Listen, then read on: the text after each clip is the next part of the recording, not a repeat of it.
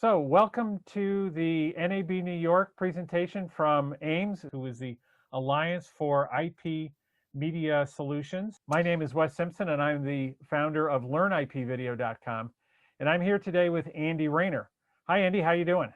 Hi, greetings, Wes. Great to join with you again. Yep, all good over here in the UK. Good. So, how your role has been changing a little bit lately, or your certainly your company structure. Can you tell us what you're doing now and how things are evolving for you? Yeah, so I'm Chief Technologist for Nevion. That bit hasn't changed. I'm still doing my technical strategy and evangelization, if you like, for all things IP media production. The exciting news of the last couple of weeks, which I think you're referring to, is the fact that Sony have fully acquired us. Sony took a stake in us 14 months ago, a minority stakeholding. But last week, as I speak now, they completed, and we are now a wholly owned Sony subsidiary. That's very exciting. I think it empowers us more. We have an incredibly complementary, product range and solution set to that Sony's got. We've already been working very closely with them, both on the customer solutions side and the technology development side for a while now. And this is kind of the actual wedding day, if you like, that's just happened as we've fully come together. We are still going to be the agile, solutions go to market in the media space that we have been for the last few years, and I'm very excited about that. But we've got the power and the portfolio and the encouragement of Sony behind us. So for me, that's really exciting. So you've been having to do all your work with Sony virtually for the past few months, obviously, because of all the things going on in the world. How do you see that progressing? Is it, are the virtual tools available that you need to get your job done? Yeah, I mean, our CEO was only commenting the other day that actually it's quite a sizable, M&A activity to happen purely virtually in this period. But yeah, it's actually worked pretty well, I have to say. I mean, as you will well know, Wes, there is positives and negatives about being purely in a virtual environment. But this like fire over here that I've got lit, it's been burning for a long time now, and I think we're coping in general pretty well. And most things you can do pretty effectively. I think we've been saying previously, the real frustration is actually just being with people and interacting, in that direct physical way is still a frustration, in spite of the fact that we do have a wealth of very capable online tools to actually help us work through this. So speaking of virtualization, I mean, obviously that's something that's very important to broadcasters going forward, live productions, even pre-recorded productions. A lot of those have been dramatically increasing their virtual content production capabilities. How do you see that impacting what Nevion and Sony are doing, or and specifically the industry? Yeah, I think when right near the beginning of kind of lockdown, towards the end of March, I saw someone's LinkedIn post which said something to the effect of, who has accelerated your remote production strategy the most? Is it your CEO, your CTO? And then it said, no, it's COVID-19. And I think there's been quite a bit of an element of that, across industry in general. I have to say, what the industry I think has experienced during this lockdown time is, let's try and get this thing on air, or keep this thing on air, whatever way we can. And I think one of the interesting observations, before we get to your specific question, has been that, for me, certainly in the UK anyway, in terms of broadcasters that have usually been used to doing absolutely pristine production, is the lack of quality of service, because people are using best efforts connectivity, be that fixed or mobile connectivity, to try and actually pull things in and pull people in. And you can suffer the lower resolution and the poor quality video, you can suffer the lower bandwidth audio, but when you get continual dropouts and adaptive video negotiations that drop down to what you perceive to be a 32 kilobits per second video stream or something in the middle of a critical interview. That kind of stuff, I think, has been a challenge. But the virtualization thing, I think, is an interesting one.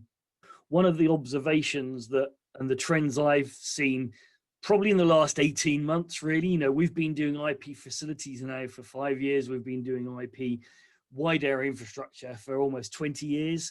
But the benefits of virtualization are kind of, you know, run alongside the benefits of this distributed production, the concept of sharing resources, whether you're sharing people wherever they're located, whether you're sharing the real estate of the studio floors, the galleries, or whether you're sharing the processing itself. And obviously, if we end up with a more virtualized processing function, it's much easier to make those capabilities, those virtualized capabilities, shareable. And you know, I think we're in the middle of this massive transition from, you know, appliances that do individual broadcast functions, be that the vision switcher, be that the audio mixing console, be that the Kia or whatever, through to, you know, a series of concatenated software functions which actually realize all of the different elements in the chain. And I think we're certainly not there yet, but we're on a journey whereby those elements are up and coming, if you like. Mm-hmm. Well, it makes a lot of sense. I mean, you know, once you have IP in one location and IP in another location, the first logical thing to do is try to hook them together using an IP network. It is a lot lower amount of lifting than what we've had in the past for trying to convert from one domain to the other and back and things like that. Yeah, and I think interestingly, you know, if we look back 5 years to those first kind of IP facility deployments that were done, there was an awful amount of gatewaying of, you know, SDI interfacing into the IP network, then coming back out again. And certainly when you were leaving that facility to go to the big wide world, you were almost always gatewaying back to some kind of SDI interface. Whereas the real, you know, IP, you know, if you're just talking about exchanging an SDI cable for a 10 gig IP fiber, you know, at best it's going to be cost neutral. And I think a lot of the cost models were saying, you know, 10-20% uplift in cost to do that. Whereas if you actually suddenly start to say, now I've done that and I've got the flexibility, not only am I resolution agnostic and, you know, temporal frame rate agnostic, and all of that stuff, but actually I'm actually flexible in terms of exactly what I route where between multiple locations in a very dynamic way, then suddenly you actually see a real advantage. Mm-hmm. Yeah, it makes a lot of sense. So talk to me a little bit about the differences between virtualized production and in studio production. What are the big changes? What are the big things that I need to be conscious of, and where am I likely to run into some issues that I have to resolve? Yeah, good question. And I think we're on the beginning of this journey. The utopian dream, if you like, the nirvana of the broadcast workflow, as I see it becoming in future years, is demonstrated by this picture here. And I think the key important element of that is that we in the end, my belief is we will have an entire end-to-end software workflow or compute workflow that's actually instigating all the various elements of our live workflow. And we will have this, the acquisition will be, as you would expect, in real time. So we'll be capturing the video frames from the real world, those audio samples, and we'll actually be time stamping them, in the way that 2110 allows us to do already. At the far end of the chain, in the consumer will be actually looking at that, viewing that content, it rendered into real time, if you like. And those people in the production gallery and in the sound booth that are involved in making that program, making that production, will obviously be consuming their vision and sound in real time. But actually, the process of the handling of the data as we move forward is not necessarily going to be, or doesn't need to be, as real time as we have engineered it to date. I think very much right from the the inception of television some 80, 90 years ago, we've kind of obviously run with this inherited world of a raster, of a linear flow of data that represents the video image, and a linear flow of data that represents the audio samples. But certainly, obviously, with the video image, it's actually clumps of data that represent a moment in time, the image at a moment in time. And whilst ST2110, I know both you and I are amazingly passionate about it, and we've been doing a lot of work in helping to formulate it and promote it throughout the industry. When you start to look at a concatenated set of virtual compute functions that actually realize the end-to-end workflow, suddenly the kind of way we handle data in 2110, which is, whilst is actually essence-based and is, effectively frame and sample based, the way we hand that off within 2110 using the -21 timing models, etc., doesn't really lend itself to easy execution or efficient execution on compute infrastructure.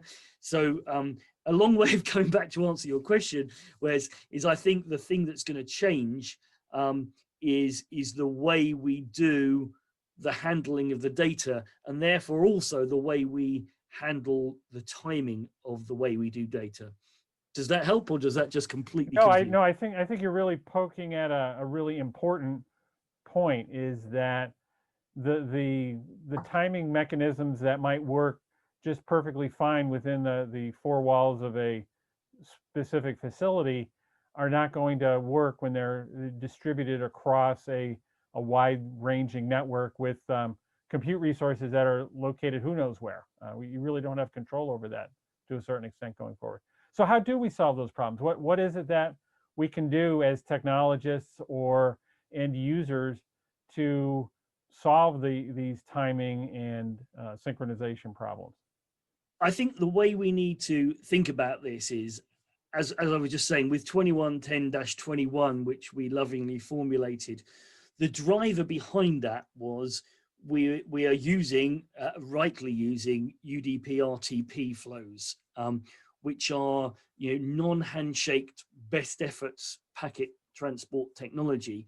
And although obviously the RTP layer gives us the timing information and the sequence number and the timestamp information to allow us to actually understand where in time that should be and what sequence in the packets it is, inherently that the way that's constructed and the way we need to run that, -21 in the toolkit of SMPTE 2110 was essential, because we have to linearly propagate each of our media flows, even those 10 gig UHD video essences. We need to linearly propagate them with a nice linearity, simply because we can't afford to lose packets, because there is not a mechanism that allows for that recovery within the UDP RTP native approach. And therefore, if we're going to efficiently use the switch capacity and the 10 gig and 100 gig and 400 gig transport capacities, we need to actually make sure that each flow of media, and specifically we're concerned about the video more than anything here, because of the size, actually consumes a constant amount of bandwidth rather than being very bursty. Otherwise, we have to make massive allowances and significantly underrate if we're not going to lose packets. And I think what we need to do as we move, and this picture here, hopefully that I'm now showing, hopefully demonstrates that top left picture that I've got there, demonstrates what I call a current classic 2020 view of how we do a concatenation of virtualized processing functions. Now, obviously at the moment, a lot of these processing functions will be physical, like you can see on the right-hand side, but that top left, what we're doing is those big chunky red lines, dark red lines, each of them going in and out of each virtual processing function that we instantiate in a compute resource, is coming back in and going back out as linear 2110-21 compliant video. to make sure that the bits on the wire in the switch fabric, don't get lost, because we can't afford to lose them, because we don't have a mechanism to correct them in the ecosystem that we're running.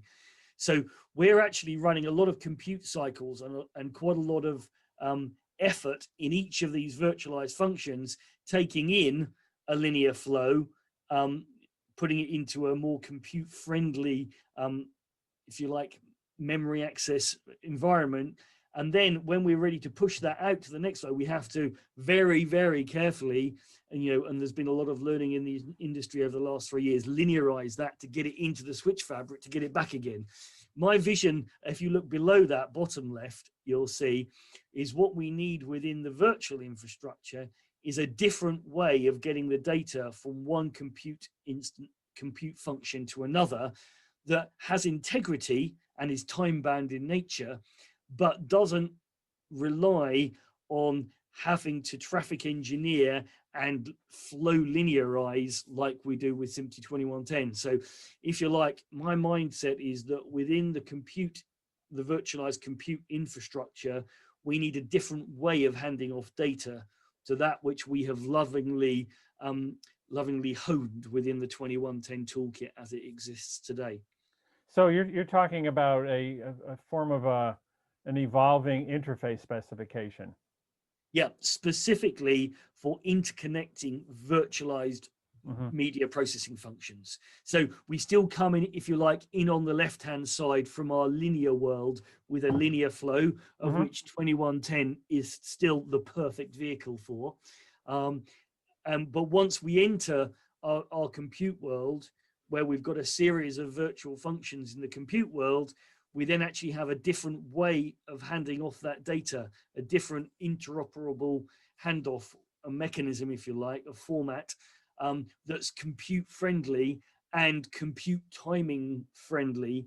And then obviously, as we actually emulate the far end of the system, assuming that's the point we're going back to a real-time world, we then actually push out as a linear 2110 flow again. So it's doing something different once we're in the compute world to that which we're doing in the linear 2110 world that's still got the legacy of our raster inherited linear data flows.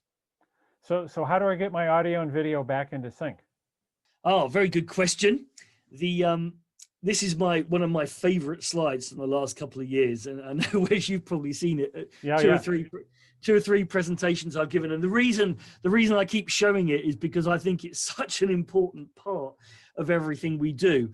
Now, this slide I actually put together for a pure 2110 system discussion, and the whole point within the 2110 linear system as we are currently running and deploying and enjoying today is that very much the definition of the acquisition of both video and audio has this concept of origination time. We actually take the real time from a PTP timestamp at the point of origination of the capture and actually put that into or a subset of that into the RTP timestamp. And that actually means we've got the ability to track time. And one of my campaigns of the last 3 years in the 2110 world has been to get manufacturers to recognize and honor origination time as they actually process the video and the audio and the other data flows in parallel throughout the production chain. I'm just showing you typically video and audio on this diagram. But the concept is that if we actually preserve the origination time in the timestamping as we move through the process, at any point in the workflow, we should be able to reconstitute those various essence elements back together automatically and align them, because we know what moments of time each of those video and audio essences relate to. Now, conceptually, we actually want to do not a dissimilar thing once we actually start to virtualize things. We still want to capture the origination time of each video frame, of each audio sample at the point of the event or whatever we're actually running. And then what we really need to make sure we're doing within all that soft processing, that virtualized processing, we need to make sure that the time of each of those video frames is also preserved. So obviously, if we're still running a real-time production, then all of the compute processing needs to be at least as fast as real time. So, but typically, as you're aware, compute, works quite a lot quicker than real time, and would inherently be more bursty in nature, which we can accommodate as long as we have the right ways of communicating, and as long as actually, when we come to reconstitute time at the far end, we actually know enough information to do that. And if you like, what we are needing to do in a virtualized infrastructure is actually say, I know that if I concatenate these, say 5 different processing functions in my video chain, I know that the aggregate processing time of that is n video frames, say, for instance. So I know I need to do a bit like the concept of the presentation time, if you like, that the AES67 does with the link offset parameter. You need to define a point in time at which you're capable of reconstituting or merging all of your different parts, your essences in workflow, and be confident they will have had time to have all the functions that needs to happen to them to have rippled through before you get to that. So it's a matter of orchestrating or managing the time domain to the point where you can create a presentation time which you can honor for all of the different workflows that the different elements of the production are actually passing through. So what I'm hearing, and correct me if I'm wrong, is that we don't really need to have PTP instances inside these virtual processing elements, as long as they don't mess with the timestamps that are on the media elements as they flow through. Am I getting that right? Yes, yeah, that's very much my vision. I think people have been, obviously as we've moved in our current linear world with specific appliances that do things, as we've moved to IP from SDI, everyone's been saying, oh, I should have had a black burst. I need something that's equivalent. Give me my 2059 flow of my PTP so I can actually do my timing on all of these points. And all of those are incredibly valid. And that mindset's not problematic in itself. We need to time things well. But if we are moving to a point of saying what we need to do is to create a holistic end-to-end process flow by this moment in time, and my time budget, for instance, is 20 frames or something for my whole workflow, which probably sounds quite a long time, but I'm just using that as an example. I know that as long as I can actually process time budget to process all the different things that need to happen in the chain. And obviously, as I alluded to in that picture I showed previously, the people in the gallery, the vision gallery, need to intersect that and be monitoring that at a certain moment in time, which may not be the end use time. It may be somewhere in the middle. Similar with the audio people, they're going to maybe mixing at some point in that time domain between the start and end, but in a real time zone.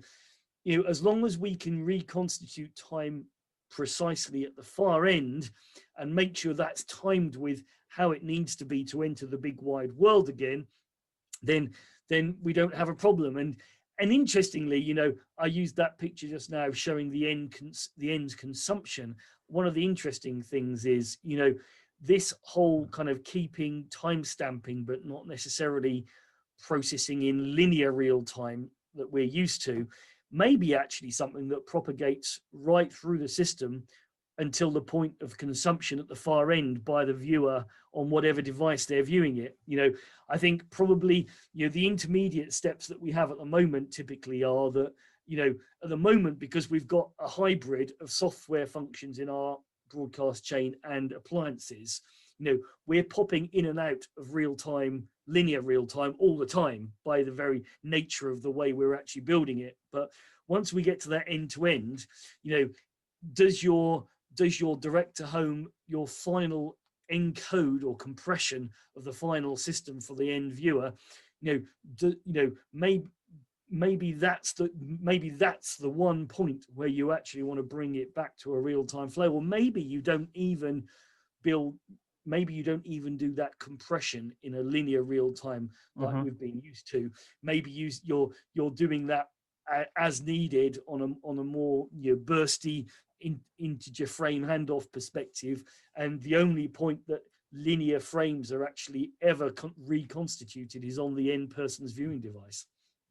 So it sounds like we're getting away from the traditional SDI architecture where we had to, have black burst or tri-level sync feeding literally every device in the system simply to keep them in phase and to keep them from, introducing any long-term skews or whatever to our flows. Once the media itself already has that time, we don't need to do that anymore. Is that what I'm hearing?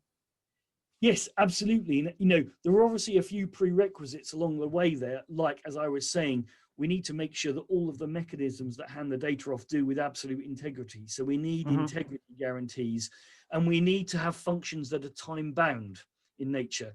So they can't be open-ended and completely non-deterministic processing functions. Sure. They need to be time bound in the way they do things. But, as I said, I think this is kind of we're making at the cusp here of making a break with what I call the 80 to 90 years of legacy of inherited mindset of completely linear video. And I've spent a fair bit of my career making sure that in the designs that I'm party to or involved in or overseeing, that we've actually made very, very nice linear flows of all the data for everything, because that's the way we've always had to do everything. And I think as we start to look at these next bits here, the mindset of exactly how we do things like that needs to change a bit, and therefore some of those timing dependencies within the workflow actually need to change a bit. We need to rethink the way we think time. So how has your campaign been going? You said you've been spending 3 years on, getting people to develop devices that don't make a big change to timestamps as they're going through, and trying to change their mindset even, really. How's that been going?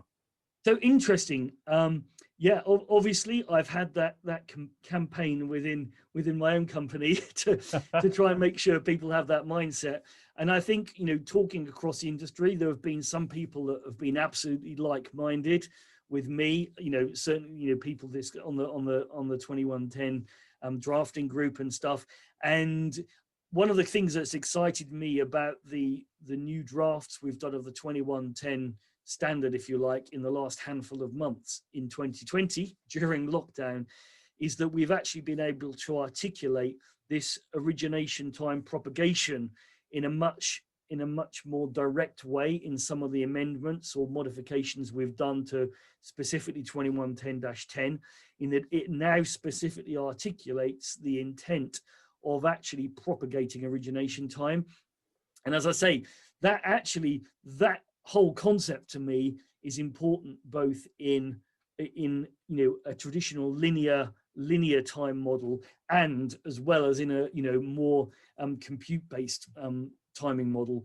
The propagation of origination time, whether that's just the header of a set of packets you're dumping across between compute, or that's the RTP timestamp as it's flying on the UDP flow to the next appliance. In both of those situations, that time element's important. Yeah, that makes a lot of sense. So just, take a minute and talk to me about compression. One of the arguments about virtualization is that we're going to need either really big pipes, or we're going to have to compress our content a lot to get it in and out of these cloud service providers and things like that. What's your vision of that? Okay, so I think we've got a bit of differentiation here. I think we've got a differentiation between on-prem compute and cloud compute here. With on-prem compute, I think we're already seeing examples in the industry of, servers that have got pretty high bandwidth I/O, with some, a handful of 100 gig network interface cards that are optimized for being able to handle linear video, uncompressed linear video. So I think if you're actually running to a model where you've got on-prem localized compute, then you can afford to not compress, and also you can afford to keep more of your traditional timing models running because the latencies are so low, and you're actually still in a mindset to some degree of the more appliance-based linear workflow, even though you're doing some of that on compute. Mm-hmm. I think the big change, and which is I think a trend that's going to only grow, is regarding cloud-based workflow. And we've been involved in the last few months in starting to do some deployments that actually are handing to and fro from cloud-based infrastructure, and we've been doing various tests and sandboxing of different cloud-based software infrastructures as well to look at that. And I think it's a reality if we look at the interconnect. Once you go long haul, especially if you go into public hosted cloud infrastructure, then it's inevitable at the moment, and I think probably for the foreseeable future, that some kind of compression is going to be necessary to do that. I think one of the changes I've seen in the last few months is, pre-2020, any cloud IO has been long GOP, typically MPEG style compression, Mm-hmm. which typically has incurred a fair bit of time. You're talking being the order of a handful of seconds if you're Right. going to do a round loop.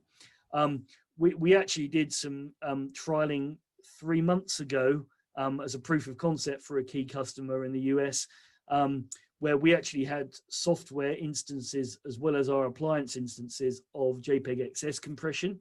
And we were able to go from a ground-based IP infrastructure through a JPEG XS compression, which is very low latency. It's sub-millisecond, the actual compression Mm-hmm. itself, giving us roughly a compression ratio of up to 10:1.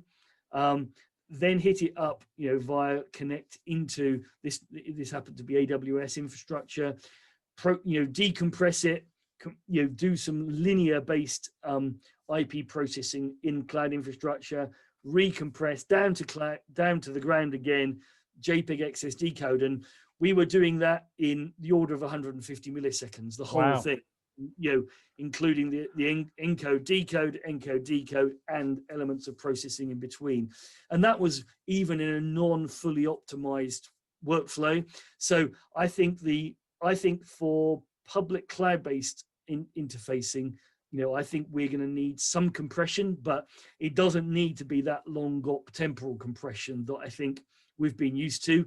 I think the bandwidths to and from the cloud are now suitable for us to allow us to do the less aggressive but vastly lower latency compression like JPEG XS. Well, the good news is that JPEG XS is fully supported on the roadmap for AIMS and within the industry standards that are out there. So I think that we should have a pretty robust capability as an industry to move to adopt that technology. Absolutely. Wouldn't you? Yeah, I fully agree. I mean, certainly, we ourselves have been putting a lot of energy into that. We actually have been running XS on one customer for over 12 months now. So, although obviously the standard hasn't even, I think, even as we speak now, I don't think fully ratified everywhere all of the elements. But effect to all intents and purposes, it's finished now. But it's been, it's proven a very, very good ultra low latency mezzanine compression technology block for us. Well, that's great. Well, thank you for your time today. I think you've given us some good insight on some of the technologies that we have to look at when we talk about virtualization.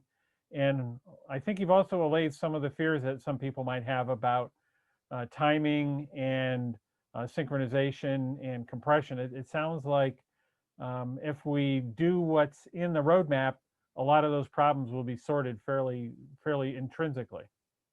Yeah, I think it's an exciting journey ahead. And I think the main thing we have to do is just to be prepared to take a bit of a change in mindset on the way we approach some of these things moving forwards. Yeah, though sometimes those are the biggest and toughest changes to do, but hopefully we can do it. Absolutely. Andy, thank you very much for your time. Really appreciate it. And we'll see you on the screen at NAB New York. Great. Thank you for your time, Wes. And it's good to be with you as always. Cheers. Cheers.